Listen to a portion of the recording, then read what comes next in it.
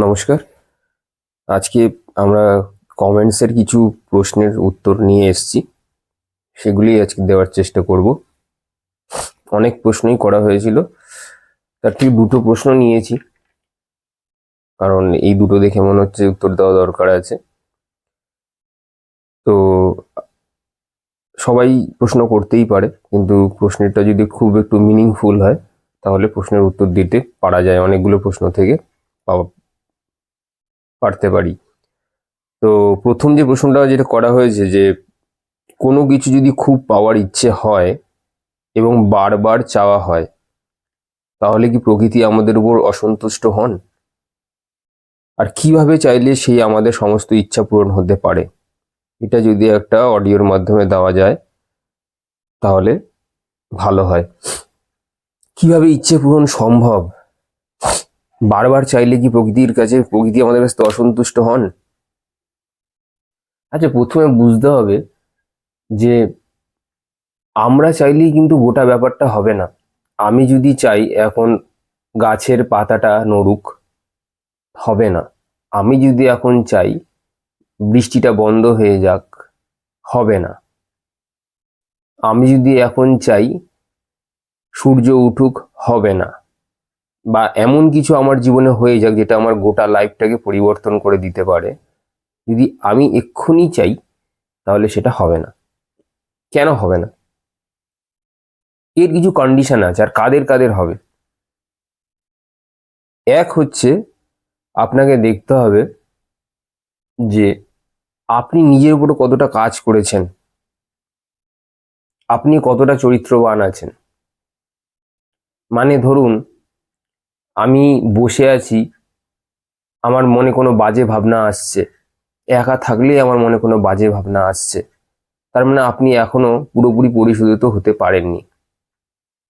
এটা হচ্ছে এক নম্বর কথা। এই জন্য আপনি যেটা চাইছেন সেটা আসছে না। এই কারণেই আসছে না, কারণ আপনার ভিতরটা এখনো ভর্তি হয়ে রয়েছে। আপনি যেটা চাইছেন সেটা যদি চান এক্ষুনি হোক, তাহলে তো আপনাকে এখন দৈবিক কৃপার প্রয়োজন। আপনার ভাগ্যে নেই, অথচ আপনার দরকার সেই জিনিসটা। সেটা আমার দরকার আছে, কিন্তু আমার ভাগ্যে লেখা নেই। তাহলে ঈশ্বরের কৃপা দরকার, ভাগ্য দরকার, সে আবার নতুন কোনো কর্মের দরকার। তো সেই জিনিসটাকে পেতে গেলে আমাকে দৈবিক কৃপা পেতে হবে, এবং কৃপা কথার অর্থ হচ্ছে কি করে পাওয়া। তো আমি কি এমন কাজটা করেছি নিজেকে শুদ্ধিকরণের জন্য, বা ঈশ্বরের খুব নিকটবর্তী একজন মানুষ হিসেবে, যে আমি তার ফেভার পাবো? এটা তো দেখবেন যে আপনি যদি কারো ফেভার পান, কখন আপনাকে কেউ ফেভার করে? এই যে নেতা মন্ত্রীরা কাজ দেয়, আপনাকে আমাকে কি দিচ্ছে? দেবে না। তাদের চারপাশে যারা থাকে তাদের চারপাশে, মানে তাদের যে কাছের যারা লোক আছে তারাই একমাত্র পাচ্ছে কাজটা। আপনি কি পাচ্ছি? পাচ্ছি তো নয়। তার মানে আমাদেরকে যদি দৈবিক কৃপা পেতে হয়, তাতে আমরা কতটা ঈশ্বরের কাছে আছি সেটা আপনি একবার দেখে নিন। নেক্সট হচ্ছে গিয়ে, আমরা কতটা চরিত্রবান আছি। চরিত্র কেন বললাম চরিত্রবান? এই প্রকৃতি, যেখান থেকে আমরা জীবন ধারণের জন্য সমস্ত কিছুই পাই, প্রকৃতি হচ্ছে একজন মহিলা। উনি আমাদেরকে ধারণ করেছেন, আমরা চলাফেরা করছি, আমাদের ভার বহন করেছেন, আমাদের খাবার দাবার যা আছে, বাড়ি ঘর সব তো ওনার ওনার পিঠের উপরেই রয়েছে, ওনার বুকের উপরেই রয়েছে। আমরা কদিন তার প্রতি গ্র্যাটিটিউড রেখেছি, কদিন তাকে থ্যাংক ইউ বলেছি? এই যে রোজ সূর্যের কাছ থেকে আলো পাচ্ছি, আপনি গিয়ে সূর্যকে থ্যাংক ইউ জানান? জানান তো না। কি করে হবে আপনি ভাবছেন আপনার জীবন পাল্টে যাবে?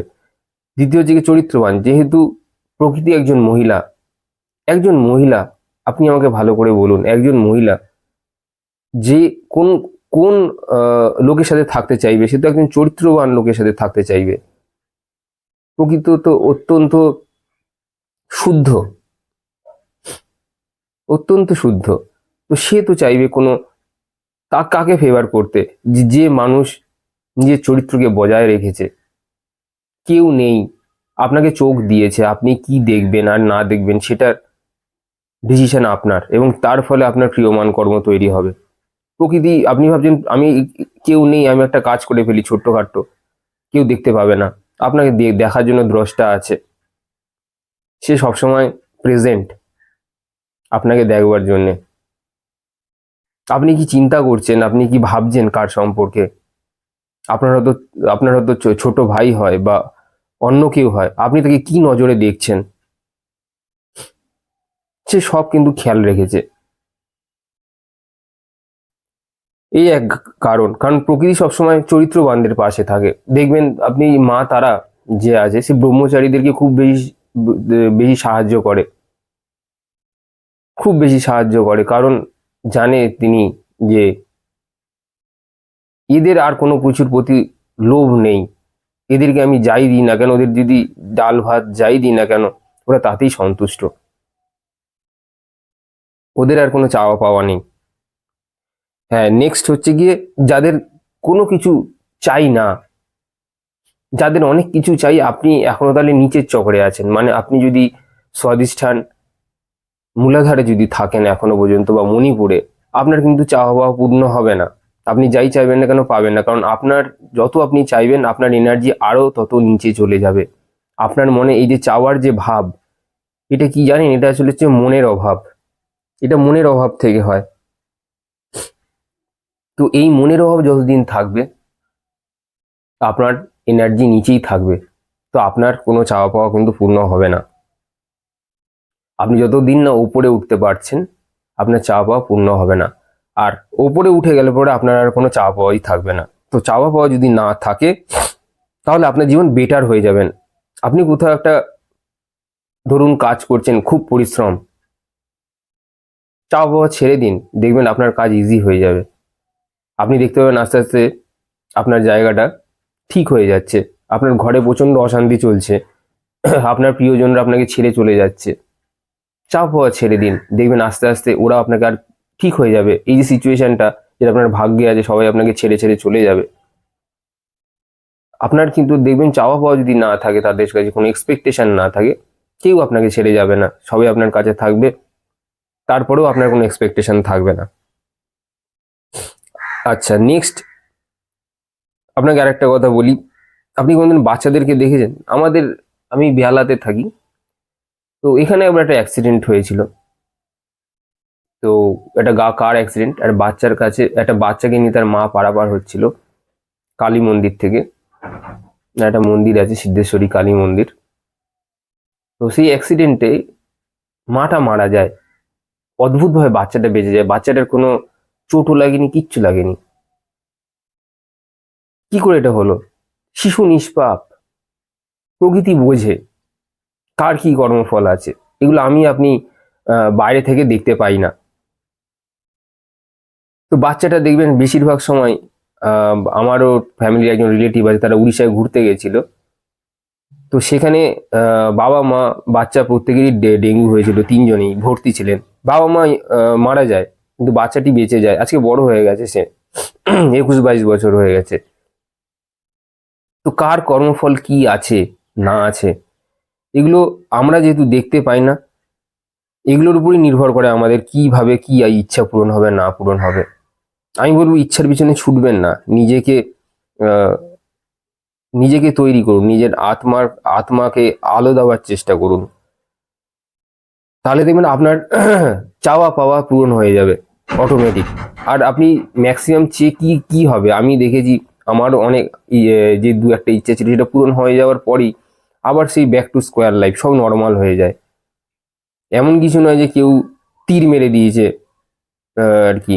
তো পরে গিয়ে আমার মনে হয়েছে যে চাওয়া পাওয়াটা না থাকলেই ভালো হতো। মানে আমি চেয়েছি ধরুন একটা গাড়ি চেয়েছি, একটা সাইকেল চেয়েছি ধরুন, আমার জন্য হয়তো গাড়ি লেখা ছিল।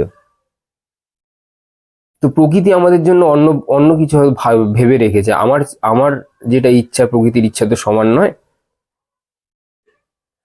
নেক্সট যে প্রশ্নটা আছে, পরকীয়া কিভাবে পূর্বজন্মের কর্মফলের সঙ্গে সম্পর্কিত? এগুলো সবই প্র্যাকটিস, এগুলো হচ্ছে নিম্নমানের কর্ম।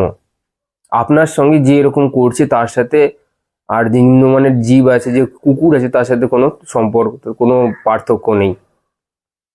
মানুষ হয়েছেন বিশ্বাসের জন্যে। সেই বিশ্বাসই যদি কেউ না রাখতে পারে, এই যে পরকীয়া হচ্ছে, স্বামী স্ত্রীকে অথবা স্ত্রী স্বামীকে এই যে ঠকাচ্ছে, এরকম চলছেই, এদেরকে আমি নিম্নমানের জীবই বলি। এদের এরা এখানেই পড়ে থাকবে। এরা যতবারই জন্ম হবে না কেন, আপনি দেখতে পাবেন কষ্টের মধ্যে দিয়েই যাবে। এটুকুই আমি বলবো। এদের সম্পর্কে বিশেষ আমার আর কিছু বলবার নেই, কারণ এই সম্পর্কে আলোচনা করা মানেই সময় নষ্ট। এই যারা পরকীয়া করছে, এদের অভ্যাস জন্মান্তরের খারাপ চরিত্রের ফলে এগুলো হয়। ক্রিয়মান কর্ম নয়, অনেকে বলছে এটা ক্রিয়মান কর্ম না, এটা জন্মান্তরের আপনার অভ্যাস। এই যে যারা খুব সেক্স প্রবণ হয়, যারা খুব মানে কন্ট্রোল করতে পারে না নিজেকে, নিজের পঞ্চেন্দ্রিয় কন্ট্রোল করতে পারে না। এই যে আপনাকে একটু আগে বললাম একটা প্রশ্নের উত্তর, যে কি দেখবে কি না দেখবে সবই আপনাদের উপর ডিপেন্ড করছে, এগুলোই আপনার কর্ম হয়ে দাঁড়াবে। তো এগুলো এগুলো কর্মফলই আছে। এরাই নিম্নমানের জীব, এরা নিকৃষ্ট মানের জীব। এদের আত্মার কোনোদিনও উদ্ধগতি হবে না যদি না নিজেকে চেঞ্জ করে। ঠিক আছে, আজকে এত অবধি থাক, সময় হয়ে গেছে। পরের দিন অন্য কিছু নিয়ে আবার আলোচনা করা হবে। ধন্যবাদ।